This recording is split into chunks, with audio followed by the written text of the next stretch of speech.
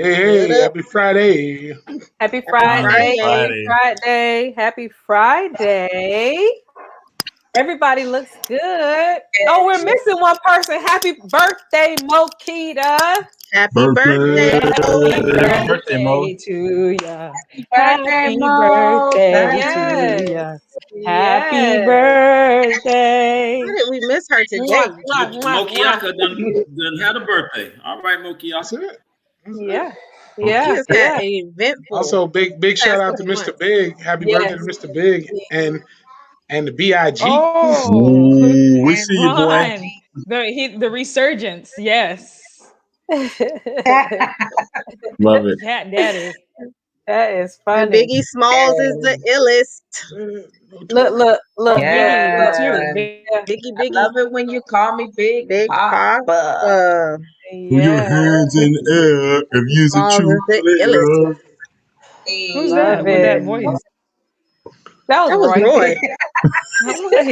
It was like Tampa today. slow down music. Remember when Tampa used to play that music that was slowed down? No. Chopped and screwed. That was Roy. Chopped and screwed. That originally came from Texas. No, but It came from Texas? It came from Jermaine Dupri. All right. Listen, William, I'm just the truth. Who did it come from? We need whoever's watching. Jermaine Dupri. It came from Texas. Shout out to DJ Screw. It came from Texas. No, Jermaine Dupri. He gave that upset of music that's just slowed down. No, I understand that. You're right. But Jermaine Dupri's idea. Screw. So where DJ Screw is from where? Texas. It came from Texas. There you go. It came from Texas, but it was originated by Jermaine Dupri. That boy said it was originated. Jermaine Dupri. We need, as a penny picture, we need that old school picture of Jermaine Dupri with a Jerry curl back in the day. Mm-hmm. It didn't come from, right? Definitely didn't come from there. So we can be like, this did not come from this guy. Did not. Brandy did not. Huh? Brandy, so you could be like, that's you? That's funny. That's you. Girl, never again. That's you. Brandy, you're looking like Chili today. Do you all know that Usher is in love? Who is that? He is. Yes, he is in love, honey. He's got a new bill. That's his new boo. You don't have to call. And that's their baby. Look at her. Oh yeah, he had a little girl. Yeah, a little COVID baby. I can't deal with that picture though. That picture is too much. A little COVID picture. I put her in the workforce already. She's pregnant again. She is pregnant again. Yeah, she's pregnant again. Oh boy. She just had that baby in September. I didn't even know he had the baby. Shout out to 18-year retirement plans. All right. Shout out to Jesus. No, they back-to-back champions. That's what they are. Wow. Mm-hmm. Yes, COVID got people out here acting funny. Did you see this news that the CDC put out? Said if you fully vaccinated, you can remove the mask. That's it. You can go without wearing your mask. Don't worry about socially distancing, and you're good. Is that what y'all doing? Rude. It's so rude. That's what we're doing out here in these streets. Negative. I saw a girl in Publix who was pregnant with no mask. I was just like, you saw a girl that was pregnant, you said? Yeah, with no mask? With no mask in Publix. I'm like, she vaccinated. Guys, coronavirus is gone. Okay, get with right. Shout out, exactly. Shout out to grocery stores for finally pulling up those directions in the aisles. I was like, I felt a sense of freedom. I was like, wait a minute, I spent my whole turnaround. I did a full 360. A full 360 in the middle of the aisle. I was like, look at me out here. Doing big things. You know, the problem is with that is that you don't know who's vaccinated or not. Like, I be in the store seeing people, and to your point, William, like every time I go to Publix, somebody ain't got their mask, and it ain't us. And they walking around trying to make a statement, and they got a funny look on their face, or maybe I'm just looking at them funny. Every time you walk in the public, so who doesn't have their mask? They just be looking all suspicious. But it's just like, how you going to determine who's gotten vaccinated or not? Right. You don't. You can't. That's why if look, you need to protect yourself. That's what that is right now. Exactly. You wear the mask. So Because even if you had the shot, What's wrong with this man? How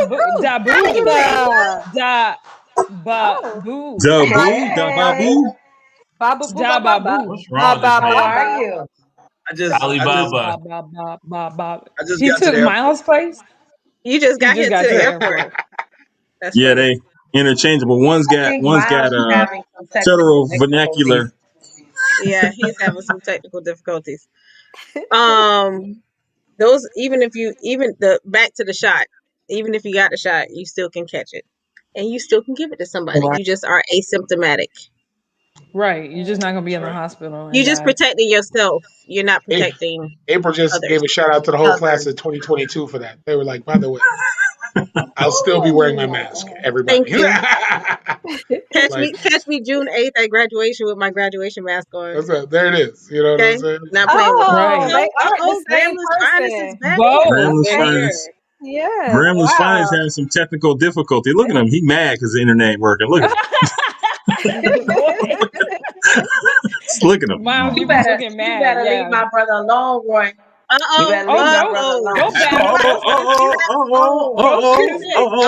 Now, if Latif was on, y'all be like, "Yeah, Miles, you know you need to fix your internet." That's right, Belinda. Wrap it up. That's hilarious. Wrap up your face and wrap up everything else. From head to toe, cover up. Jeez, Belinda. She went there. She went all the way in, didn't she? But feel free to take off your silk bonnets, and you don't have to wear them. Take off your Right? Don't come to the store with it on. It's too much. Let's not go there. Brandy and take off. Oh, that was good. Wow. I wasn't ready for that one. I was so not ready for that one. Okay. I think we need to just go on and stay in that vein. Off, man. Oh my goodness. Get rid of it. It's okay. Just stop it. Let's stay in the petty vein. Go ahead, Dwight. Rihanna know ASAP Rocky getting her. Just so I was sharing this in the group. So A$AP Rocky did a whole interview where he was like, all these platitudes on Rihanna. She's the greatest. He even called her the one. And so everybody was like, but has Rihanna even acknowledged that y'all see each other on occasion? That's funny. That's amazing. Girl. And I'm just like, that's it. And what you gonna do? You can't even be mad. Like you stuck. You can. Like, did they ever date? A$AP is dating her. Not dating him. Does she even know he lives here on Earth? I mean, what you don't know where he lives. She knows. Does she even know where he wants. But they have pictures and stuff together, so they're not. And that's when she used them fingers. That's that little man I be taking pictures with. That's just a little. That is hilarious. Oh, that's funny. I respect Rihanna staying true to her game. Thank you. I didn't know that they've gone out together. Brandy. Yeah, she's staying true to her game. Because that's what y'all expect the girl to be all giddy. Let the guy be all giddy. What's her game, Brandy? Yeah, since you know her, Brandy. Why does it have to be? Why does it have to be? Y'all expect her to be all in interviews like, this my boo, and then no. Why y'all expect the woman to do that? But why is it always got to be man versus woman, Brandy? That part. All I'm saying is she could have gave like a thumbs up emoji or something, you know? I can't say nothing. Oh, she could have given an okay emoji or something. The like button, put a heart on that thing. She just wants to keep her private life private. She's just private. She doesn't want it. Reverse pimpism. Stop it. They talked about it, and she decided that he was going to be the one to speak for the couple. So, maybe she decided. Stop it. That could happen. Stop it right now. Dwight Just stop had it, another story that I thought was really interesting that he said that Halle Berry said. Yeah. Go ahead, Dwight. Go ahead. No. Halle Berry said that people were coming at her talking about she can't keep a man. So Halle clapped back talking about who said I'm trying to keep him. Right. That's right. That's right. Who said I was trying to keep him? Hello. Halle Berry said, "Leave me alone." I got a cramp in my side. Come on, Holly. Halle Berry, she was like, "Leave me alone. Go talk to somebody else." She's turning to Halle Kookaberry. That's what she is. Halle Kookaberry. Stop it. Let's stay on this. No, it's just when you get of a certain age, you just say what you want to say. Let's stay on this vein of dump men. Let's stay on the vein of dump men. Look at your boy Future. They said Future hits feelings. Oh, Future said Lori Harvey. Future. Lori Harvey. Wait, what did he do? He feeling some type of way that Lori Harvey out here happy. He put a song out with somebody. I don't know who it is that he put a song out with.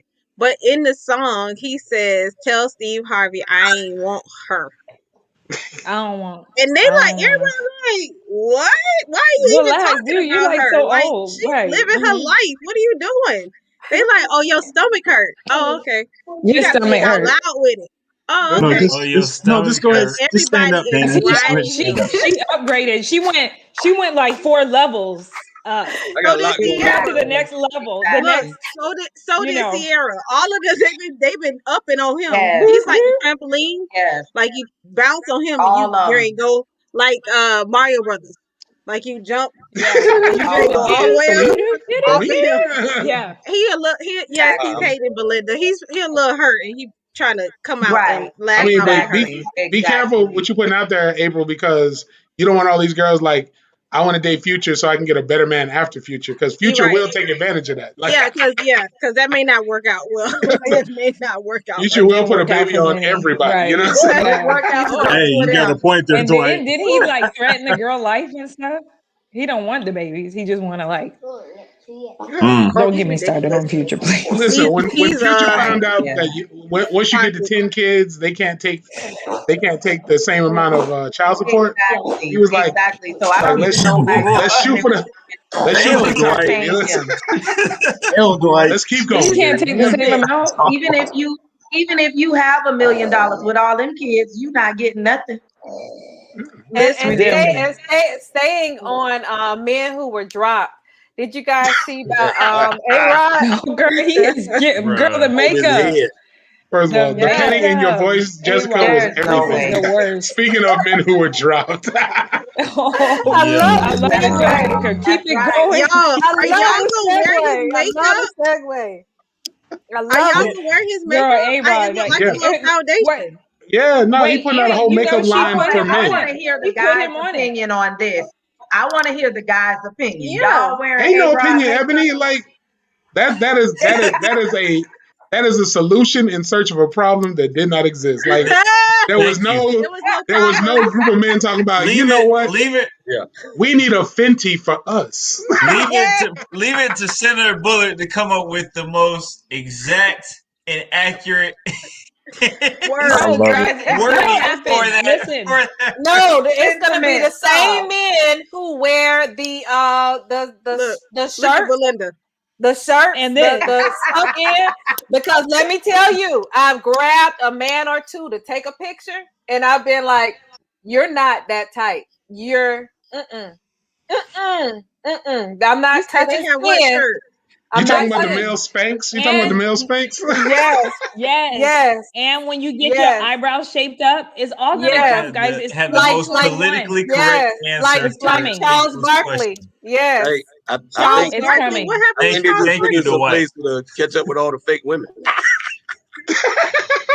Oh my gosh! What happened to Charles Barkley? His eyes are arched. Oh, his eyebrows are. Yes, they get Listen, that little I'm gonna say big this. It's groom. going. I think it's gonna sell. I think it's really gonna sell. Oh, You it will. he Y'all got also. I think blemishes him. and too y'all want to cover. It's gonna It sell. He got to bear it's some gonna happen. space down. He went Listen, they went with the people eyebrows. be getting them Beijings and they get the spray in the braid, the beard. Oh my Oh my God. God. That is the worst. It's a video where the guy gets a whole Y'all just Beijing some hairline. Florida Andy boys. That's what it is. We in the Run the wrong rain and group. find We out got what the it wrong is. cohort here. He's like looking himself up and he like does this and all of it just wipes off. I saw that. I saw that. I saw that one. We used to it. His tail gonna be looking like our that tail. whole unibrow situation going on. I don't think that there's anything unmanly with you kind of just getting it to. I'm not saying you got to put no arch in it, but just just shape it up, have it nice, clean up the so Ebony, maintenance is not a problem. It's the question of if you go in the mall at them little threading spots and you see a man laid back in a chair, with the Asian lady just arching that thing, he's getting you would have some questions. You would have to be like, no, he's getting tell me more. I need to know. Like, I need to know. Let me click that link. Stop that, Brandy. Stop that. He's getting groomed. I'm telling you, it's Anthony Davis or nothing. Brandy. It's Brandy, the wrong cohort here. We got the wrong guys here. Y'all got the ones, but there's a whole another society. Yes. But Brandy, what you're missing is those folks were already wearing your foundations already. Like they was already at the Mac counter. Brandy is what I'm trying to say. They didn't need Alex Rodriguez to come out with a special blend. You know? Listen, I remember going to the mall in Atlanta, and in Atlanta, the whole Mac counter was dudes. That's what I'm saying. But I'm saying it's not the ones that we think that are feminine. It's the ones that are. They had bangles on their hands too. Now, let me just make sure we're clear about that. But that's my point, Brandy. Is like what is special about an Alex Rodriguez foundation? That it gives men the opportunity to say, "I can go and buy it." That's what it's a man. What I'm saying is, if you're going to wear foundation, you're just going to buy foundation. Yeah. If you're looking for I didn't need like if I needed to wear foundation, I was going to use Alex Rodriguez as an excuse. Like, you know what I'm saying? Like, if you need a girdle, you're not trying to go and buy Skims. You're not trying to go and buy what is this other girl? Spanx. No, you're not. Listen, but that's why Amazon was created. Dwight, when you wanted to wear body spray, you didn't go buy our body spray, Bath and Body Works. You went to go buy Axe. It's all the same. It's coming. It is coming. Alex said, "I'm on it, buddy." Yes, he is. He is. Let me tell you. When I saw, look, Brandy was like, "Period." Yes. Barry said, "Period." Yeah. Look. When I saw that, I said, "Why didn't I think of that?" Ooh, I was so mad. I was mad. That's the same way I felt. But you know what? You still could. You still could because Alex Rodriguez, he ain't gonna make a tone for us. It's not gonna be a skin tone for us. That's true.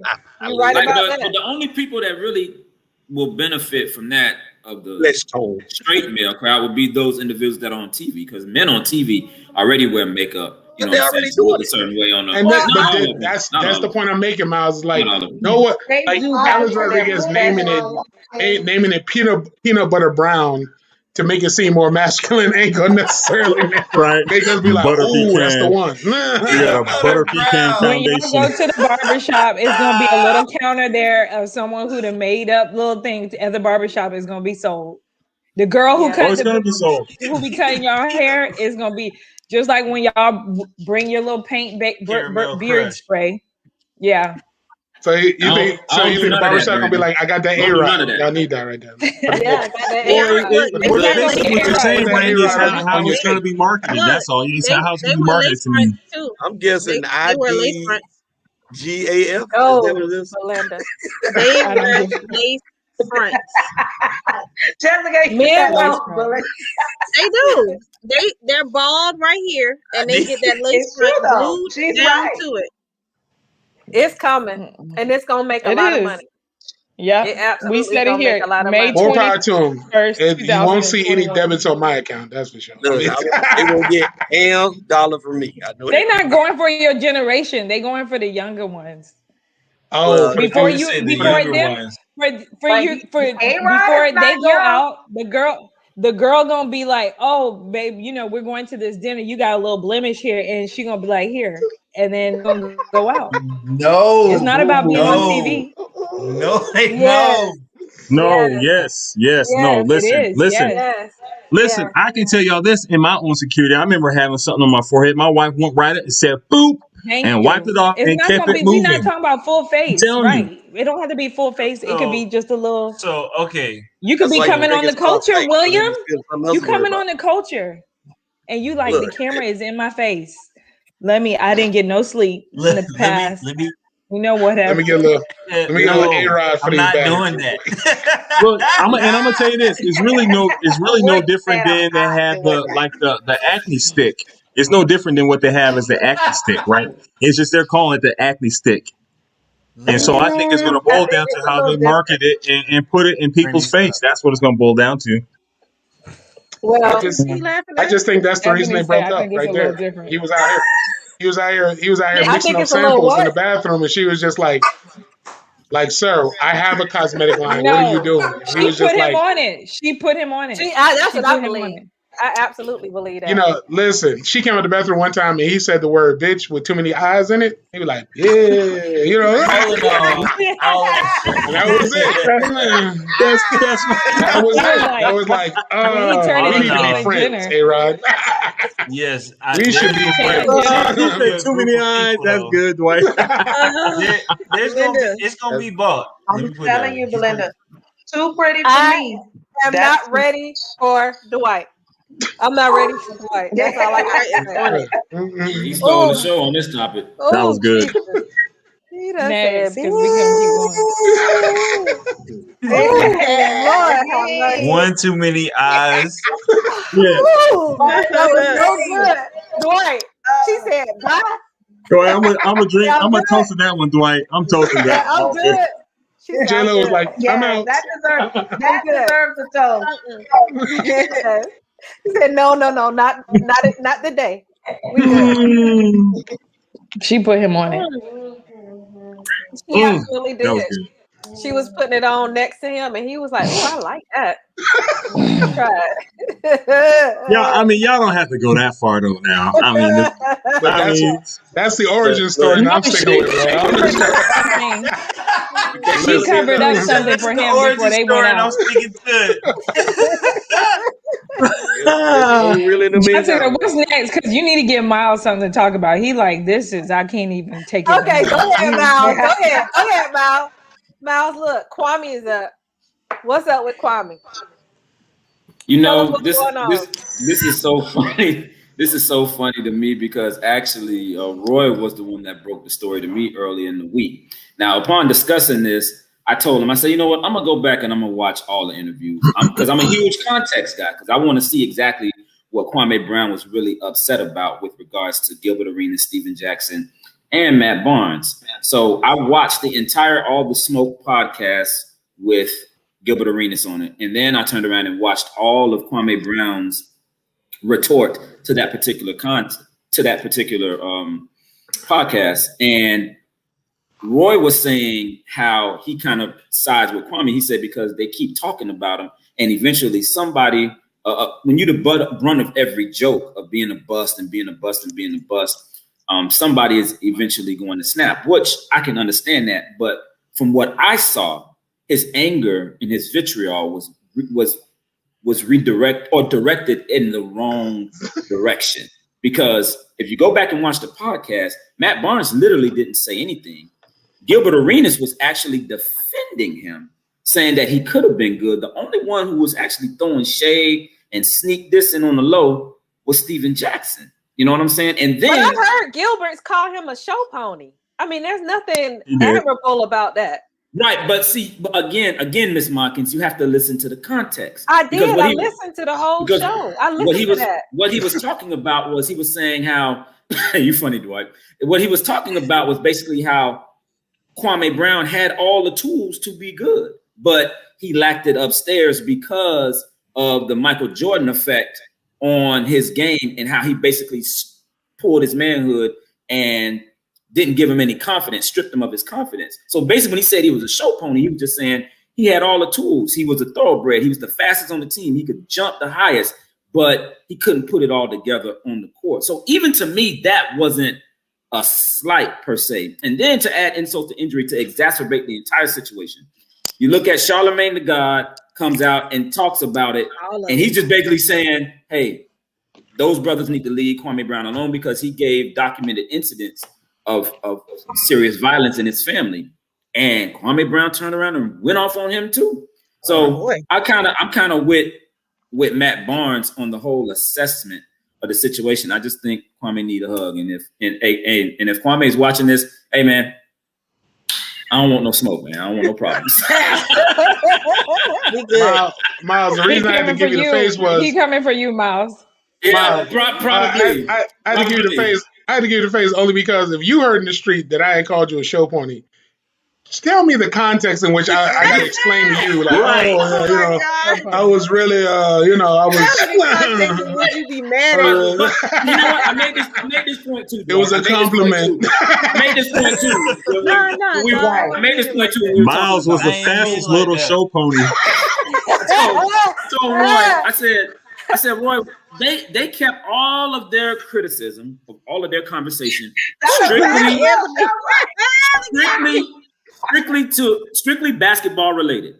They didn't talk about anything he had done. That would be like me calling Roy a terrible father, terrible husband, terrible person. You know what I'm saying? Because that's opinions. But if I know Roy graduated with a 1.9 from college, and I said Roy wasn't crap as a student, I'm speaking facts.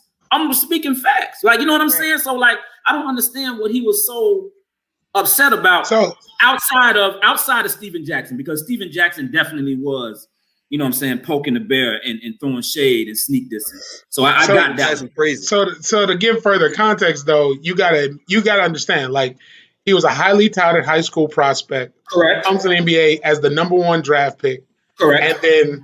And then does not live up to the hype, right? And he's not the first number 1 draft pick that happens to, but having played on the team with Jordan, having been in these historical moments, like the 81 point game with Kobe Bryant, and I remember after that they were sitting there saying, had a meme of him talking about Kobe and I scored 82 points, right? Like, that's the kind of stuff that you never know when it's going to be the thing, but you just have to live with that. Like, you got to think about that as an athlete. And I'm sure Roy has thoughts on this. It's like, imagine you're Kwame Brown, you're recognizable, you didn't, end up where you are. You walk into any bar, and someone's like, "Yo, don't I know you?" Like, yeah, I played in the NBA. Be like, oh, that's like, you snap famous from now for the rest of your life. Like, right? Ain't you the one? Dwight quick on his feet. That's good, Dwight. Or people go back, they meet you, and then they go back and look you up, and they like, oh yeah. It's like Sam Bowie. That's why you ain't heard from Sam Bowie in forever. But I like his point. I like Kwame's point where he said that all you do is just talk about black men on your show, and he didn't say that. But I agree with understanding the context of that part. The part that said that all you do is build yourself up by tearing another black man down. I kind of that's Wendy Williams. Yeah, that's Wendy Williams. That is Wendy Williams. That's but all here's she the thing. does. Back to Kwame. Yeah, but that's why he didn't. He felt the way he felt about Charlemagne, because Charlemagne, you bring yourself to the party. And here's the thing: none of them up until this point really invited Kwame to the show. They don't want none of that heat.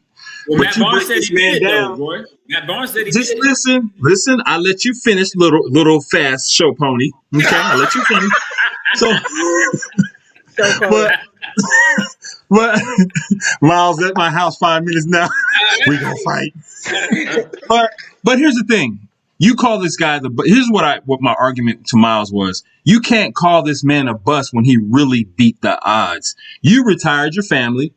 You made 88 million, but grossed 61 million. You played in the league for 13, 14 years.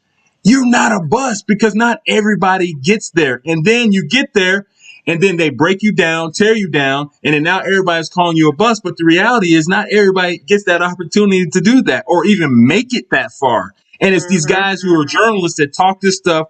But, you know, maybe there's a part of it that maybe he was a bad choice. You're 17 years old. You go from playing 30 games a year to 82 games a year. You got Michael Jordan. You got Gilbert Arenas, who's the most diabolical hater on your team, who tells the coach, hey, I can't get my touches, so bench this guy. Don't let him play. I mean, those things make a difference when you're 17 years old coming to the league. That's not a good recipe for success. And y'all suck. So it from my perspective, and maybe from his perspective, that guy's a winner by all means. He's made more money than everybody here sitting on this panel. Worse. So you don't know what's going to break this guy's bubble to why he's like, hey, why are you talking about me when I have not said a word my whole career? I'm trying to go about my life, and next thing you hear on the show talking about he's a bust and he's this, and that. I don't blame the man. I don't blame him one bit. Well, it's COVID too. You don't know what's gonna set people off. Well, maybe you should talk to him and tell him he's a success, because if he felt the way you felt, he wouldn't even entertain it. Right. I just want to point out that they wouldn't have said that about Udonis. That's all I'm saying. You better tell him why. You know, here's the thing. To his point, you're breaking this black man down. That's the biggest thing right there. You know, and what he said was, hey, you're not bringing white guests on the show and talking about what they did and didn't do. I know plenty of white guys that were that number one pick you don't even talk about. Like who? But the thing, Adam Morrison. No, Adam Morrison played for. Adam Morrison won the number one pick. Boy, Adam Morrison was a number 3 pick. But it don't matter. But then too, Roy, it was acceptable for him until they started talking about him. It doesn't mean it was acceptable. Doesn't mean it was acceptable. Okay, why say it now? I mean, it's no. I mean, to your point, what I mean, but still, I mean, at the end of the day, I'm wrong if I get on the show and I just start talking about you guys just randomly. Oh, you know, Miles, you know, so and so. We're not. When you have that type of platform, just like a Jason Whitlock, just like any of those guys, when you have that type of platform and you have an opportunity to uplift somebody, use it the right way.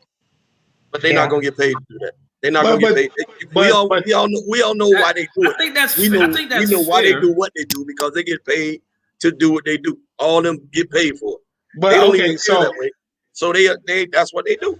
I feel the critique, but also remember, I don't want to. I would hate to use our platform to act like Steven Jackson wasn't one of George Floyd's close friends and didn't uplift the Black Lives Matter movement on their platform using that thing. So I don't want people to think that all the smoke is just them bashing every NBA player. But of course, they're coming from a place of we played multiple teams, all these different things.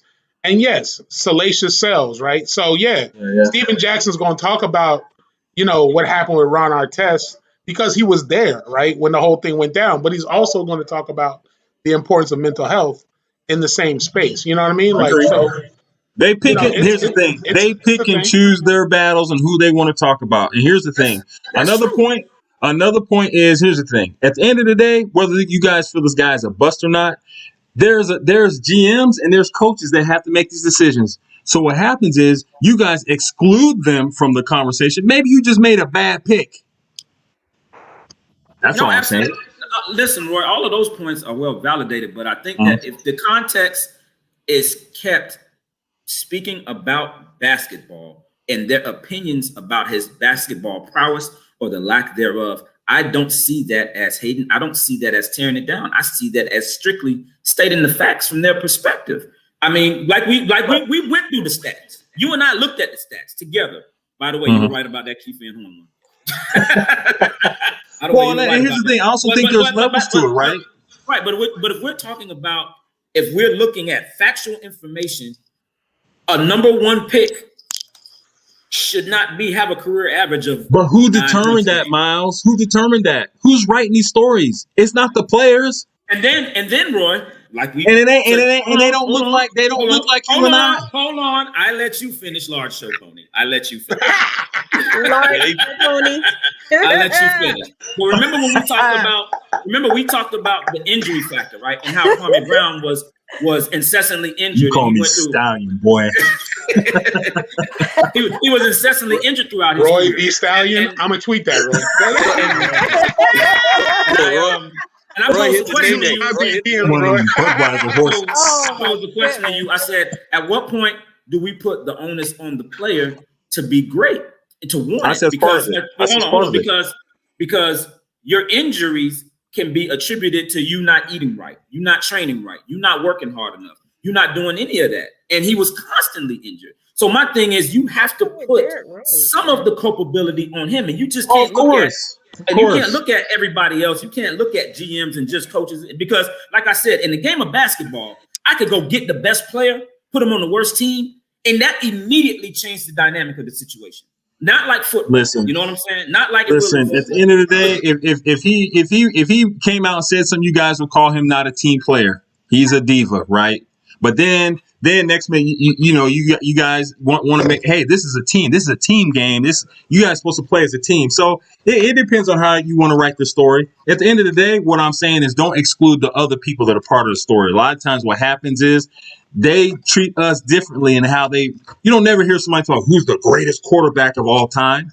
You hear people talking about who's the greatest basketball player of all time. You don't ever hear that. You don't hear them talk about stuff like that. Well, let's keep it right there.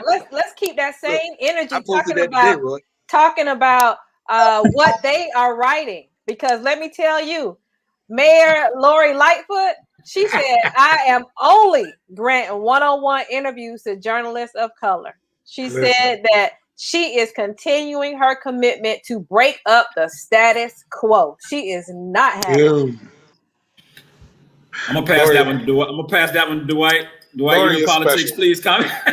Well, no, I mean, so shout out to Mayor Lightfoot being the most memed mayor in the history of politics. They've ripped her apart. She is the queen of me.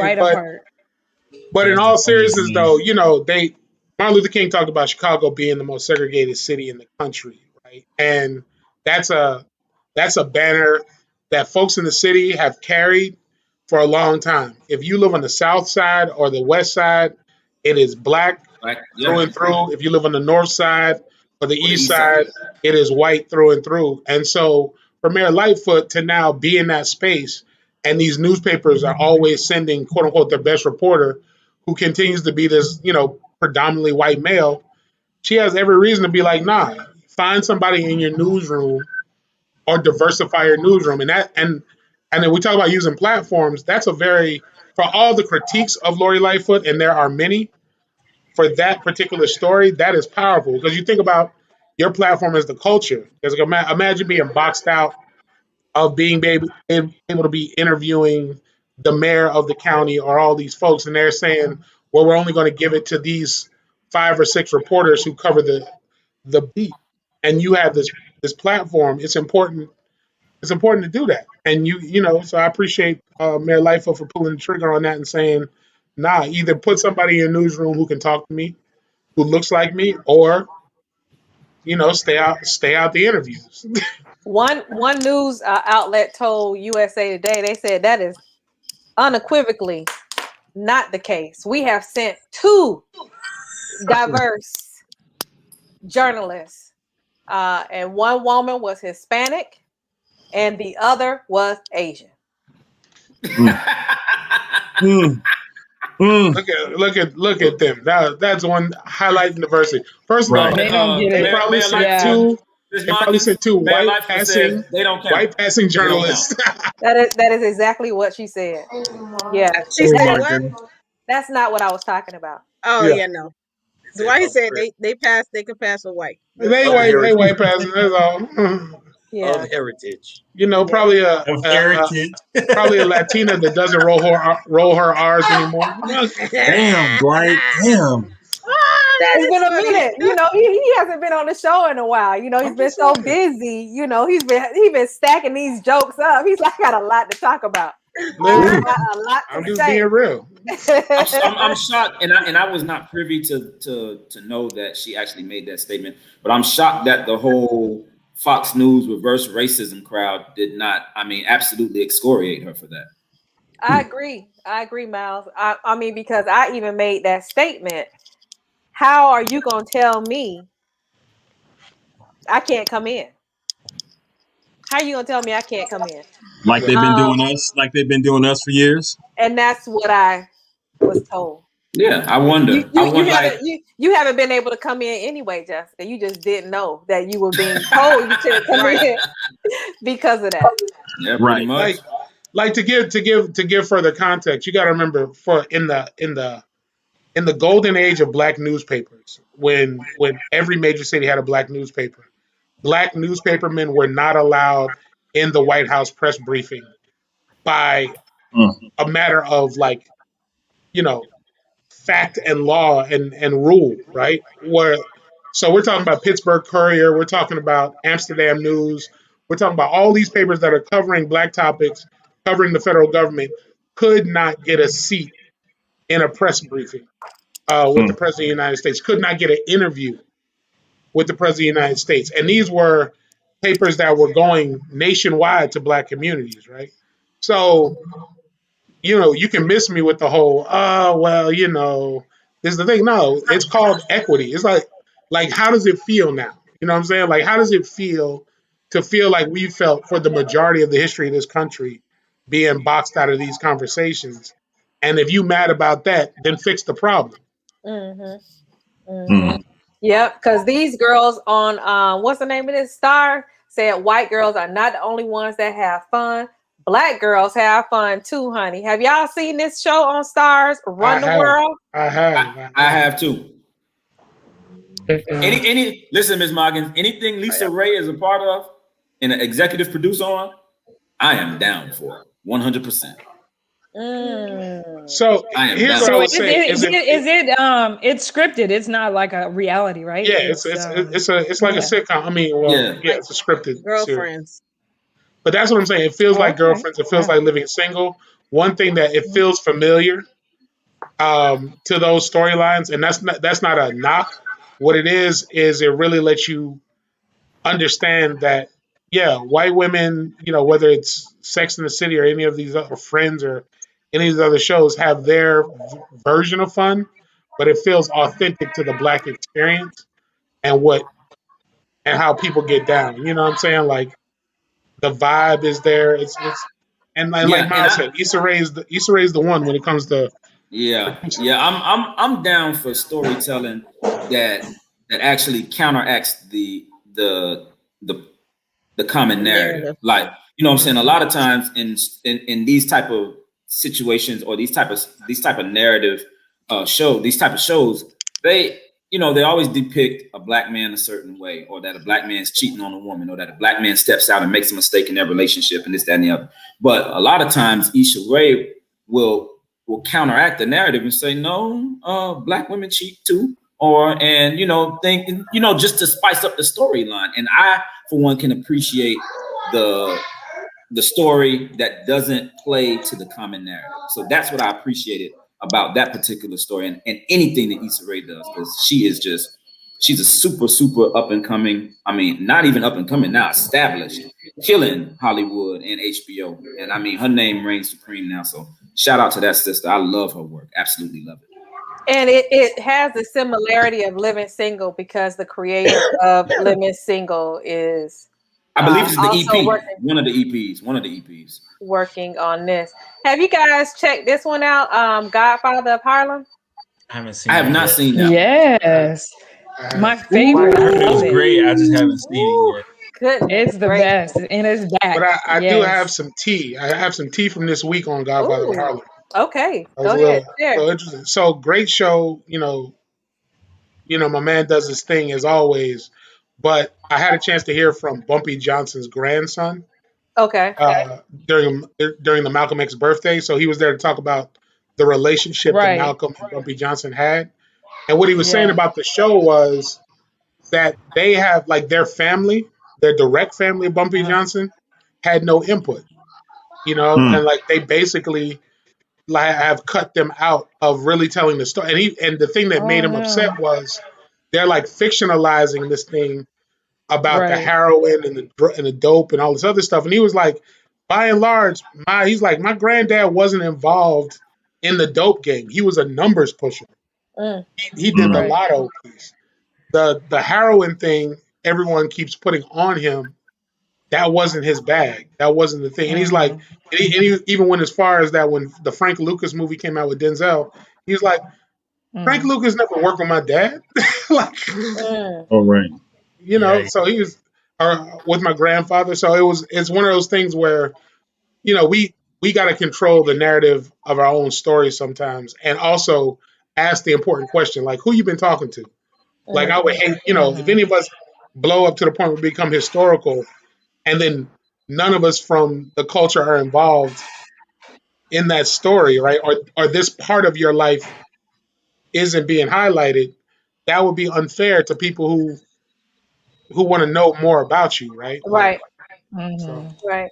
I think it's going to be sensationalized to a certain extent, Dwight, because you have to sensationalize it in order to get the TV appeal. So, I mean, I think you always lose some authenticity in that regard. The question is, though, how much are you really going to sacrifice for it? Like, you shouldn't sacrifice the core in order to sensationalize to make it a good show. In that regard, I definitely concur with your assessment. I guess it's not a documentary.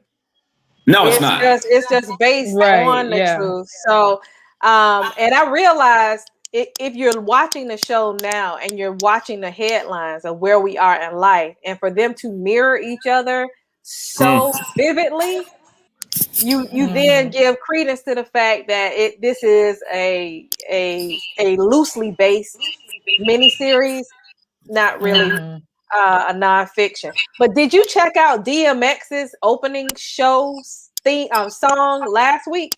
Was it last week or the week before? DMX? Yeah. He got a whole album dropping thanks to Swiss Beats. So get ready. Oh wow. Oh man. Yeah. His album be dropping later on this month. This month. Yeah, we're in May. Really? Yeah. Mm-hmm. Belinda already pre-ordered that one. You know that. Shout out to Kobe. Yeah. Enters the Hall of Fame. Look at Belinda. Yes. Mm-hmm. You know Belinda own DMX. Own him. Yeah, big shout out to Kobe, Tim Duncan, Kevin Garnett. DMX is to Belinda as Trey Songz is to Ebony. Look at Ebony. Who can't keep himself out of trouble? He want to fight. They need to put him on one of them shows and let him box. That's true. That's what he needs to do. Well, she's gonna be outside. She's gonna be out. Trey Songz is not tough by any means, but every time you look up, Trey Songz is fighting somebody. And I don't know who you fight at the baseball game. Give an exhibition match, baseball game like Floyd. My boo alone. Sugar Trey. Give me an exhibition match like Floyd and the what's the boy name? Logan Paul, Rich Paul, Jake Paul. Yeah, that's what Trey need to do. Figure out who he gonna fight. You need to fight Nate Robinson. Oh Lord. That is crazy. What's Trey Songz' answer to the question? Are you scared of anybody? It's like, yep. You know, I'm scared of most people. He needs to fight Nate Robinson. Whatever. Ooh, I'm just shivering in my boots. Trey Songz, he's a tough guy. Okay. Clearly he's scared of Joe and 50 Cent the way they switched that song on Power real quick. I don't know what that one's about. No. Remember, he was the new theme song for Power. Yeah. Oh. And they were like, nah, Trey. And we went crazy. Yeah. Not tough. Just hating. That's all. Not tough. Trey Songz. So how did it end? Did they bring his went song back to Joe. They went back to Joe. They went back, girl. Everybody was in an uproar. They was like, Trey Songz lasted 1.5 episodes. They were like, don't even try, my boo. Oh boy. Listen, to bring it full circle, Ebony, just so you know. Oh Lord. If Kwami Brown and somebody who got beat up by Trey Songz walked into a bar, Kwami Brown could eat in silence. Because everybody be like, so you got whooped by Trey Songz? That's crazy. Let's talk about that. Let's talk about it. So why don't do that? Swinging on cats, don't do that, Dwight. Man. You ain't gonna be. I to a certain extent, I feel like man, you can't be trying me like that. But now, Well, we will lose the disconnect is that Trey, you can't be fighting police officers now. You got to be smarter than that. Right. But you fight security in a baseball game, Miles. Like I ain't seen no tough guys at a baseball game anytime soon. You at a baseball game, except on bat night. Dana is like, wait a minute. Wait a minute. Dana said, wait a minute. Wait a minute. Hey, between peanuts and hot dogs and beer, I don't know. What's the last word you said? Beer. But that's what makes them think they tough. But that's what makes them think they're tough. Trey Songz ain't tough. The back of peanuts. Yeah. He threw peanuts at me. We fighting. Y'all see that guy knocked the other guy out at the baseball game? He walked right up to him and knocked him out. Yeah. Trey Songz, no, he wouldn't do that at homecoming, but you gonna go to a Braves game check him real quick. He definitely won't do that at nobody homecoming. Right. You know exactly what you're doing. We don't have a reason to do it at anybody's homecoming. Yeah, our homecomings are non-violent, so I agree. Oh, You no. You wouldn't do that at no basketball game. Speak for yourself. Speak for yourself, okay. Miss North Carolina A&T. I saw plenty of violence in my homecoming. Yes, I did. And I know Dwight can co-sign that as well. I'm about to say, first of all, A&T got violent. You might not have been in the violent area. Ain't no violence at no homecoming. Like A&T is just so holier than thou. April tries to paint this pristine picture as if niggas did not go to A&T. They were there, April. They were there. They were there. I've been in a group as an adult a couple of times, and they start fighting. I mean, I have fears right now that's not. Hey, bro, any scenario that involves the sun, Hennessy, and black people, you just the sun, Hennessy. I've never seen anybody fighting. What is April talking about, man? What is she talking about? I don't know who you cheering. She's cheering on the field. Hey, she's cheering. I don't know who and they do this whole different thing. They too old to be fighting. They are too old. Right. I'm not saying they should, but I am saying they do. They are too old. They are too old to be fighting. I've never seen nobody fighting. I ain't never seen that before. Ever. You keep them blinders on. I'm serious. I go down to the side and hang out and do everything. Listen, we older now. It's tequila, the sun, and black people. Either way, you mix those three things together, it's a guarantee. Like you must go to sleep. Really, your spidey senses been tingled like I did. You gotta. Never seen it. I'm gonna tell you, the last fight is so funny to me, man. It just broke up the whole group. I'm like, where were you? Roy and I was just talking about that. Remember, we was talking about that driving back in Atlanta. Like, hey, it's not the same. Where were you? At homecoming. There's always a statement that's going to be said at every homecoming for the home team. Somebody going to stand up and be like, F whatever the insert team there. And that's it's going down right after that. I don't even know where you were when that happened. We don't usually hang out at homecoming. You stay with the cheerleaders. No, I don't know what you talk. I'm saying, was it during the game? That's what you're saying? Somebody must have woke April like, you saw that? That's what I'm asking. Oh, not in the game. It's always in the parking lot. Hang out in the game. It's always in the parking lot. I don't know hang out with the cheerleaders. First of all, one time our mascot whooped up on the South Carolina State mascot. So I know that. I saw that one. Yeah. Not a rattler. Venom knocked that bulldog's head. I know Fan Bam got in a few fights. Because in the SWAC, that was like customary. 100%. You know what I'm saying? Especially if they're crossing each other on each other's set, somebody say something slick, man, please. I've been seeing all kind of crazy stuff, man. Like I love you know what, April? I just love the fact that you never seen it. I'm gonna start calling you. I'm gonna start calling you Coretta Scott April. Listen, my niece still believes in Santa Claus, and that's important. We gotta never seen it. Never ever. You hold never on. Seen it. You hold on to that innocence, April. I really wouldn't have Jaden out there, but he's out there. I've never seen it. No, it's not a violent. No, it's definitely not. I've never seen that before, so I don't think anybody's homecoming is violent. So I'm not talking about melee. I said my homecoming is non-violent. Y'all said, "Oh no, yours is violent." You just said what I said. My homecoming is non-violent. I said no one's homecoming. I'm saying Grambling. I feel like I would go to Grambling and I would be safe. But I'm not gonna say that people not gonna have disagreements and end up fighting. That just happens. Period.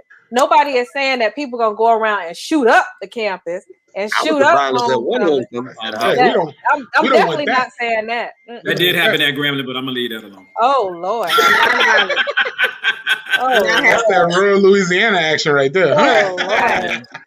Hey man, I'm gonna be real with you, man. I love my HBCU, but make no mistake about it, there was some real goons on that campus. Bro.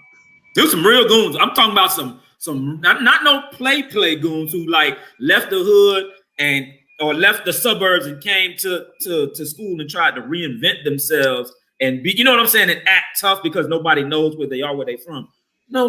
We had some real goons at Grambling, like some real thugs. But are you sure that they were actually enrolled? Right. Because we realized later on that the ones who was doing all of that were just locals. Like they were just hanging out. Local residents. Paying to go to college. You didn't declare a major, and then you go out here just trying to set stuff off.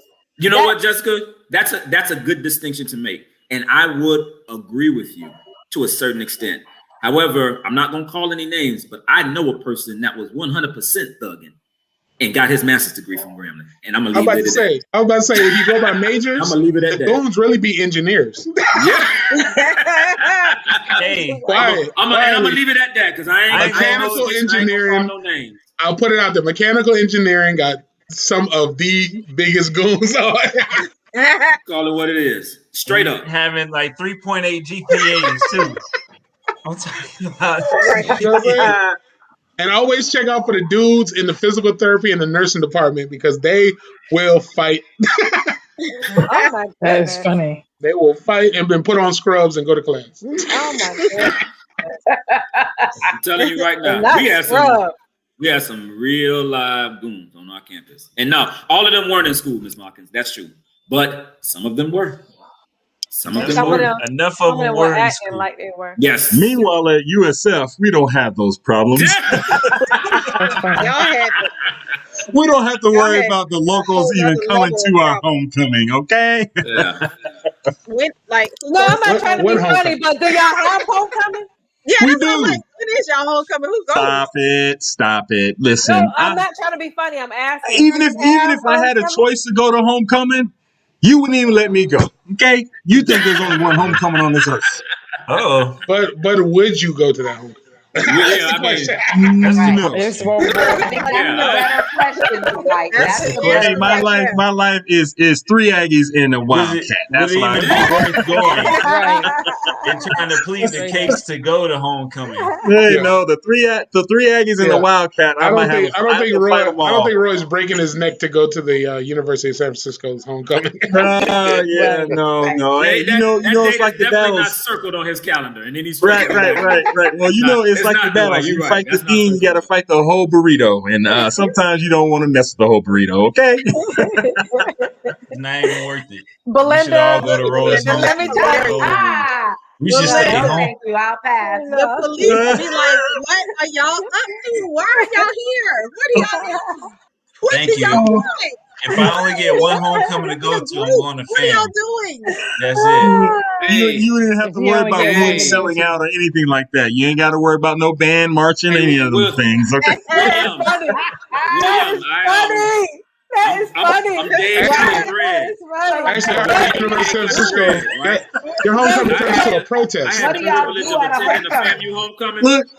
Look, I'm still trying to figure out what a Don is, okay? I don't even know what a team mascot is, okay? That's it. That's all I need to go What's to. a Don? What's a USF Don? I have no idea, okay? Oh my goodness. Lord have mercy. Hey, let's give a peace out to Mooney, yeah. Oh, we leave tonight. Yeah. We lost one. All right. Oh man, I did not know he was the age that he is. Yeah, he was old. Or was. Yeah, he used to write for Richard Pryor, so he couldn't be young. He was 79. Yeah. Wow. Yeah. And he looked good. He looked good. Yeah, he used some of A-Rod's makeup. He would never. Peace out. It's way. Peace out. Hey, Danny, get your boy. Peace out.